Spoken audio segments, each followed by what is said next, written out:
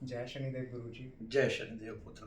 गुरुजी, मेरा आज का प्रश्न है कि आज जो हमारी छोटे-छोटे बच्चे हैं और माँओं के जो देश की जितनी माताएँ हैं, छोटे-छोटे उनके बच्चे, तो उनको जो नकारात्मक ऊर्जा परेशान करती है या फिर कोई भी नेगेटिविटी घर में है क्योंकि नज़र दोष, शाप दोष, देव दोष, नक्षत्र दोष, ग्रह दोष, किसी भी प्रकार की अगर नकारात्मक ऊर्जा उनको परेशान कर रही है, तो उनसे कैसे बचा जाए? उनकी सुरक्षा क्या बचाव हैं? वो कैसे सुरक्षित रह सकते हैं? हम उनको कैसे बचा सकते हैं ताकि वो आने वाले समय में इस समस्या से ग्रसित ना हो पाएँ? उनकी सेफ्टी बतौर हम क्या कर सकते हैं?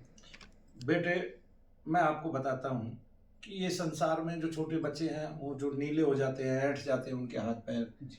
होठ नीले पड़ जाते हैं, चक्षुओं से रुदन होता है उनका, बार बार चक्षुओं से आंसू गिरते रहते हैं, बच्चा चिल्लाता रहता है और रात में वो सोता हुआ झटके लेता है। ऐसे सभी माताओं पिताओं को सबसे बड़ी एक बात ध्यान रखनी है कि आप अपने बच्चों को हर रोज फेतकारी के साथ, जो ब्रह्म स्वरूप ओम है उसके साथ फेतकारी जो शब्द है फट, वो जोड़ के रोजाना हम अपनी 2 अंगुलियों से, बेहतरीन इस तरह से इन 2 अंगुलियों से, यानी कि जो दाम हस्त है उनकी 2 अंगुलियों से वाम हस्त पे, जी। ठीक है, ऐसे फट करेंगे, अस्त्राय फट करके, तो वो जो बच्चों को ये बाधा है वो आएगी नहीं। तो सबको सबको क्या बोलना है, और जो बच्चे सीख सकते हैं उन बच्चों को भी सिखाओ कि ऐसे हथेली पकड़नी है, हथेली को सीधा करना है और 2 अंगुलियां दाम हस्त की, जो तर्जनी है और मध्यमा है, दोनों अंगुलियां दाम हस्त की, और उनसे जोर से क्या मारना है, हथेली पे मारना है जोर से, और बोलना है ओम फट, ओम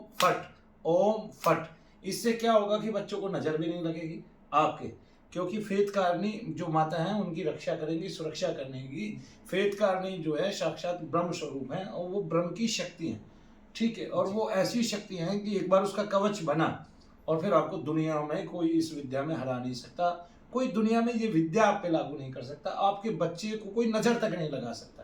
तो इसलिए आप जो आपका वाम हस्त है उसकी हथेली करें, फिर से देखें, और दाम हस्त की 2 अंगुलियां तर्जनी और मध्यमा से उस पर प्रहार करें।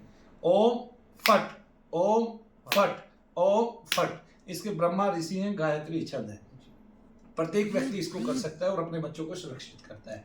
वरना तो संध्या के समय जो शाकनी देवी है वो बच्चों का रक्त पीने आती है, और तकरीबन आप देखोगे कि भारत के बच्चे जो हैं, अगर आप गौर करोगे तो संध्या के समय उनको ज़्यादातर चोटें लगती हैं, जो छोटे बच्चे खेलते हैं वो इसलिए लगती है। और संध्या के समय पहले तो हमारी परंपराओं में, हमारे पुराणांतर्गत ये लिखा हुआ है, संध्या के समय अपने बालकों को बाहर ना निकल दे, तंत्र ग्रंथों के अनुकूल लिखा हुआ है बाहर ना निकलने दे।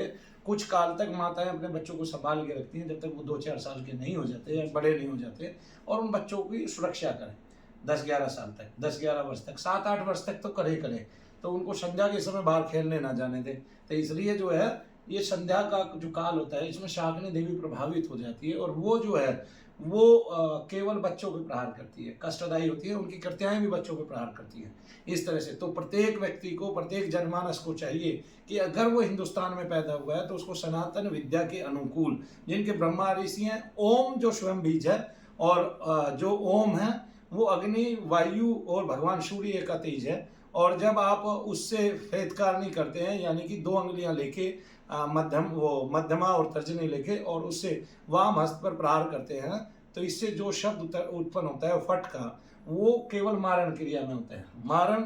और जो भेदकारणी है, अगर उसको बिना मारण के यूज किया जाए ऐसे किसी की भी सुरक्षा में, तो ये रोगादियों का भी नाश करती है, सभी रोगों का नाश करती है, ठीक है। और ये विद्या हमारे ग्रंथों में लिखी हुई है, हमारे शास्त्रों में लिखी हुई है, हमारे पुराणांतर्गत लिखी हुई है। तो बच्चों को सिखाएं, सभी बच्चों को, कि अपनी हथेली पर शाम को ऐसे प्रहार करें इन 2 अंगुलियों का, और बोले ओम फट, ओम फट, ओम फट। तो इस तरह से ये विद्या करने से आपके बच्चे सुरक्षित होंगे, सकल तंत्र के जाल से बचेंगे।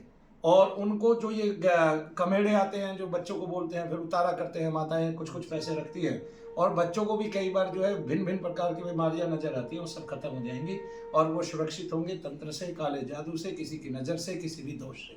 जय शनिदेव। क्या